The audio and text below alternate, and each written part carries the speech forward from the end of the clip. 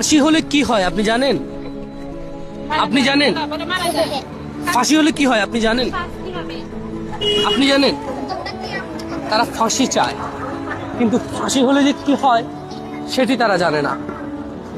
এই সমাজ, সমাজ ব্যবস্থা, রাষ্ট্র ব্যবস্থা, শিক্ষা ব্যবস্থা সবকিছুতেই রাজনীতিটাকে এমনভাবে সম্পৃক্ত করে দেওয়া হয় যেখানে আসলে আমরা ওই ছোট থেকে ওইভাবেই গড়ে উঠি।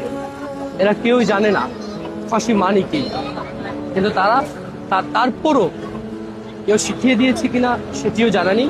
তবে নাসিদকে যেভাবে হত্যা করা হয়েছে, পাথর দিয়ে পানিতে চুবিয়ে মুক্তিপণ চেয়ে, এবং যেই হত্যাকারী সে আবার খোঁজার যে অভিনয়, সেটি নিঃসন্দেহে ধিক্কার।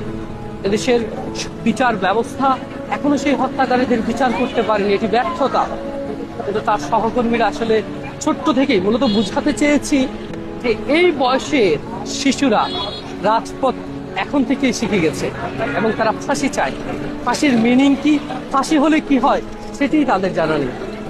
এভাবে না দাঁড়ালে আমি কিন্তু আজকে আসতাম না, এভাবে না দাঁড়ালে আপনিও কাল আজ দেখতেন না, এভাবে না দাঁড়ালে আগামীকালকের গণমাধ্যমে এই সংবাদও প্রকাশিত হতো না।